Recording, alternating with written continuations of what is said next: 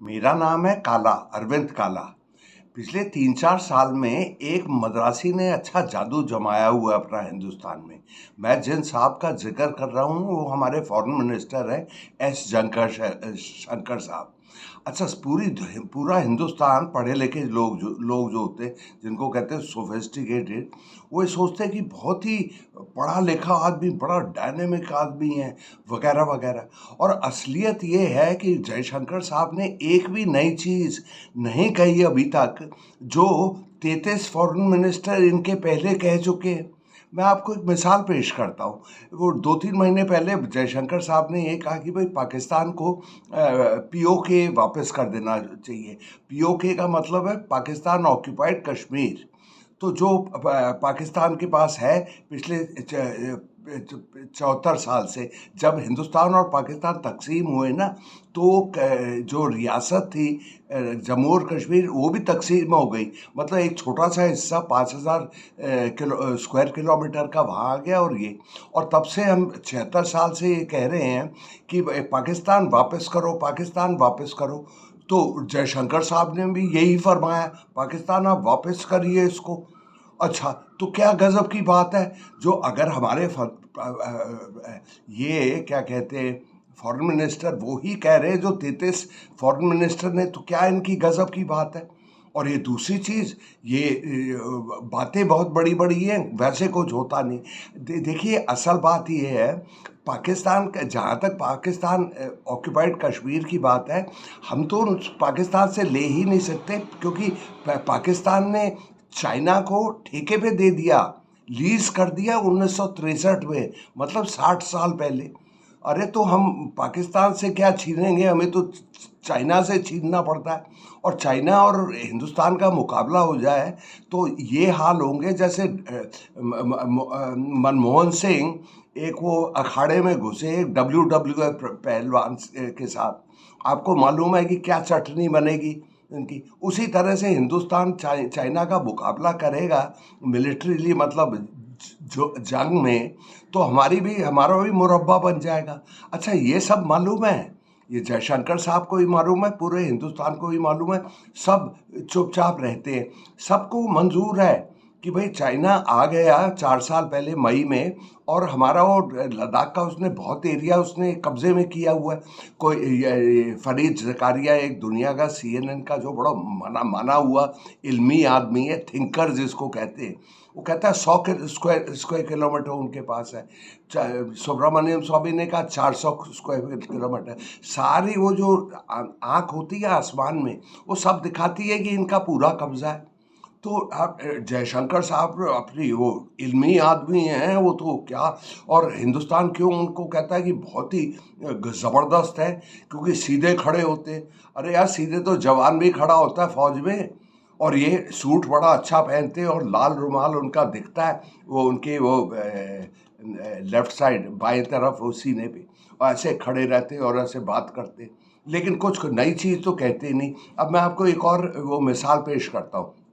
उन्होंने कहा कि हिंदुस्तान और अभी लद्दाख में जो हकीकत है वो ये है कि हिंदुस्तान की फौज यहाँ है और पाकिस्तान की फौज, ये चाइना की फौज इधर है, आमने सामने। 50,000 हैं, ये हैं, टैंक है, ये है, दुनिया भर के हथियार हैं, तोप हैं, वगैरह वगैरह।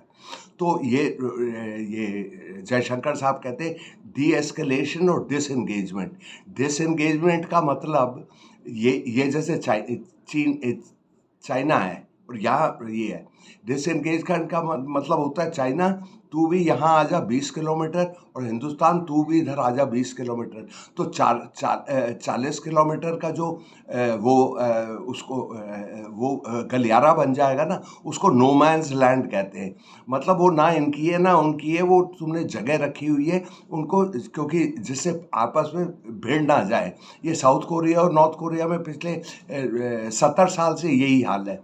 चलिए, अच्छा, तो चाइना कहता है हाँ हाँ हमें तो शांति चाहिए, हाँ 40 किलोमीटर का करो।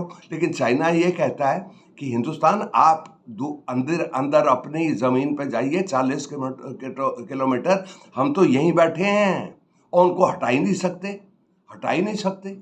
अरे हटाएंगे कैसे? मनमोहन सिंह हटा सकता है एक डब्ल्यू पहलवान को, वैसे हिंदुस्तान कुछ नहीं कर सकता। और दूसरा है डिसएंगेजमेंट मतलब अपने जवान भी कम करो और अपने हथियार भी कम करो, और ये जिससे वो थोड़ा सा ठंडा हो जाए। लेकिन वो चाइना तो खूब बढ़ा रहा है, एयर स्ट्रिप्स कर रहा है वगैरह वगैरह, बंकर्स बना दिए, क्या क्या चीज़ें करी। तो भाई सीधी सादी बात है, वो रईस मुल्क है, हिंदुस्तान नहीं है रईस, हिंदुस्तान गरीब है, तो हम उनका मुकाबला नहीं कर सकते। तो डिसएंगेजमेंट ऐसे ही नहीं, हम भी अपना बढ़ा रहे हैं जितना कर सकते, लेकिन कमज़ोर आदमी उतना ही कर सकता है जितना कमज़ोर आदमी कर सकता है। ताकतवर आदमी है वो, उसको जो करना होता है करता है। और जहाँ तक ये मैं आपको बताता हूँ, ये मुकाबला हिंदुस्तान और इनका कितना अनइक्वल है, मतलब बिल्कुल ही फिजूल की बात है। देखिए चाइना का डिफेंस बजट 22 में या 23 में या 21 में जो भी 283 अरब डॉलर था। अरब मतलब बिलियंस, अगर किसी को मालूम ना हो। और हिंदुस्तान का था 27। अरे भाई फौजी ताकत आपको उससे नहीं आती बंदूक से, और तुम भाग रहे हो और भाला लेके जा रहे हो और भाला लेके वो, अरे पैसे से आती है। और हथियार होते हैं बहुत महंगे। तो चाइना के जो हथियार वो लेते हैं, वो करीब 10 गुना खरीदते हैं हथियारों पे हिंदुस्तान के मुकाबले। और आर्टिफिशियल इंटेलिजेंस और दुनिया भर की चीज़ें, अरे इतने ज़बरदस्त, ऐसा ज़बरदस्त मुल्क है, मैं आपको क्या बताऊं। अरे पाँच गुने ज़्यादा चीनी की आमदनी होती है हिंदुस्तानी के मुकाबले। और ये वर्ल्ड बैंक की फिगर है, यूएन की फिगर है, मेरी बनाई हुई नहीं है फिगर। और उनकी इकोनॉमी जो है, जो ट्रिलियन में 17 है, 17 मतलब 17 ट्रिलियन, हमारे हैं 3। अरे तो तुम मुकाबला कैसे करोगे यार, तुम कर ही नहीं सकते। तो बार बार हो ये, अच्छा दूसरी बात, ये जयशंकर साहब हमारे वो जो तारीफ़ काबिल इंटेलेक्चुअल हैं, वो ये कहते हैं कि भाई हमारे रिश्ते नॉर्मल नहीं हो सकते जब तक चाइना हटे ना। वो जैसे वो आगे बढ़ गया था, तो ये भी कबूल करना है कि वो आगे बढ़ा था, तभी तो हटेगा ना। तो कहता है रिश्ते नॉर्मल नहीं हो सकते, जयशंकर साहब बोलते हैं। लेकिन अरे जयशंकर साहब, रिश्ते तो बिल्कुल ही नॉर्मल हैं। चाइना और हिंदुस्तान कोई हनीमून पे थोड़ी गए हैं कि एक दूसरे के साथ लिपटे हुए हैं प्यार में, प्यार मोहब्बत में। अरे दो मुल्कों के बीच में रिश्ते क्या होते हैं, रिश्ते तो तिजारत होती है, व्यापार, ट्रेड जिसको कहते हैं, तिजारत। तो जो हमारी तिजारत है उनके साथ, वो 6 गुना ज़्यादा हमसे हमें बेचते हैं। हम जितना हम बेचते हैं उनको, हम हमारे वो एक्सपोर्ट निर्यात कहते हैं ना उसको, आयात या जो भी एक्सपोर्ट हैं, 17 बिलियन अरब, उनके 119। अरे हिंदुस्तान, हमारा काम चल ही नहीं सकता चाइना के बिना। तो हम हैं, वो कह रहे हैं वो दुश्मन है, और दुश्मन के लिए आपको हर, ये फ़ोन है मेरा रियलमी, उनके हर फ़ोन देख लीजिए, 95% मैं आपको दावे के साथ कहता हूँ चीनी फ़ोन है। Vivo, Xiaomi, one plus, Oppo, सारे के सारे। तो यहाँ पे ये हमारे हाल है। आप किसी बाज़ार में जाइए, मैं दिल्ली का बाशिंदा भी हूँ एक हिसाब से, वहाँ रिहाइश रहती है मेरी 2-3 महीने में साल। पहाड़गंज के वो दुकानदार हैं, कहते हैं हम हिंदुस्तानी माल रखने के लिए तैयार हैं, लेकिन बनता कहाँ है हिंदुस्तानी माल। तो सारा का सारा हर चीज़ आप अपने घर का, हमारे बिल्डर हैं जो बड़ी बड़ी इमारत बनाते हैं, 50 इसकी अपार्टमेंट की और 200 अपार्टमेंट की, सारी उनकी खरीदारी चाइना से होती है, कंटेनर में लाते हैं। अरे वहाँ दरवाजे भी माल मिलते हैं आपको, रेडीमेड खिड़की भी मिलती हैं, तार भी मिलती हैं, और यहाँ से कहीं ज़्यादा सस्ती। तो सारा का सारा माल चाइना का हिंदुस्तान आता है। तो आप क्या क्या मुकाबला करेंगे, और कहेंगे रिश्ते नॉर्मल नहीं हो सकते। अरे वो तो 6 गुना ज़्यादा भेज रहे हैं आपको, हिंदुस्तान को। तो ये हकीकत, भाई अगर आप हकीकत ना पहचाने, इसका मतलब ये थोड़ी कि हकीकत चली जाती है। तो फिजूल की बात। अच्छा ये घर के माल की तो बात अब हमारे जो एक इंडस्ट्री है जो सबसे बड़ी है दुनिया में एक हिसाब से, फार्मास्यूटिकल इंडस्ट्री, इसमें एक वो कहते हैं जेनेरिक मेडिसिन एक ऐसी होती है जो आप सस्ती बना सकते हैं, और हिंदुस्तान पूरी दुनिया का सबसे बड़ा जेनेरिक प्रोड्यूसर है। करीब 23,000 करोड़ के हम जेनरिक्स भेजते अफ्रीका में वगैरह वगैरह, और ये काबिल तारीफ़ है कि हमारे जेनरिक की, लेकिन वो उन जेनरिक्स के लिए चाइना से हमें एक चीज़ चाहिए होती है, उसको कहते हैं API, एक्टिव फार्मास्यूटिकल इंग्रेडिएंट्स।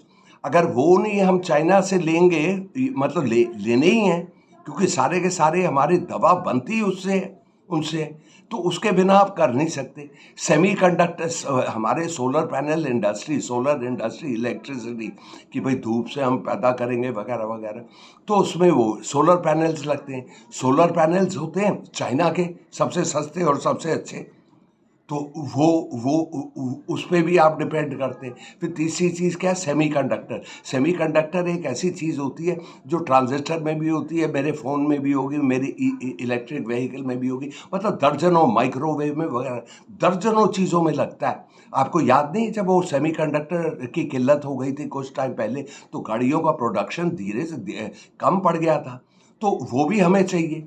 अरे जब जो दुश्मन आपको पीट रहा है, तो उसको क्यों आप क्यों कह रहे कि इसके बिना हम रह सकते हैं, बिना कर, आप तो समझौता करिए, समझौता करिए, सीधी सादी बात है। और ये लेकिन बस वो अकड़ में, और जयशंकर साहब ने कोई नई चीज़ नहीं कही। अरे हिंदुस्तान और की फॉरेन पॉलिसी के बारे में एक बात बताऊं, ये बर्फ़ में जमी हुई है 76 साल से। हमारा चाइना से क्या पंगा है? हमारा दावा है कि चाइना ने 38,000 स्क्वायर किलोमीटर हमारे वेस्ट लद्दाख में लिए हुए, अक्साई चीन में, और चाइना कहता है कि हिंदुस्तान ने ये 90,000 स्क्वायर किलोमीटर चाइना का कब्जा किया हुआ है। वो अरुणाचल प्रदेश को कहता है कि साउथ टिबेट के दक्षिण पार्ट में, और ये हर वक्त टिबेट का ये था और हिंदुस्तान के कंट्रोल में है। तो इस तरह से ये सीधी सादी बात है। तो ये है, पहले ये सारे सॉल्व तो करो, फिर बात करना। फिर मर्दानगी, जब आप कमज़ोर हैं, मर्दानगी क्या दिखाएंगे? मांसपेशियां आपकी है नहीं और खड़े हुए हैं आप मांसपेशियां ये करने के लिए। चलिए साहब, मैं ये खिसकने का टाइम हो गया है। इतनी बढ़िया बातें करता हूँ, अक्लमंदी बातें करता हूँ, इल्मी आदमी हूँ। अरे सबको भेजिए ना, आपके सामने पड़ोसी हैं, ये हैं, दुश्मन हैं, ये हैं, हजाम है, कबाड़ी वाला है, सबको भेजिए, सब मेरी शोहरत बढ़ाइए। अच्छा साहब, तो रुखसत होता हूँ मैं। खुदा हाफिज।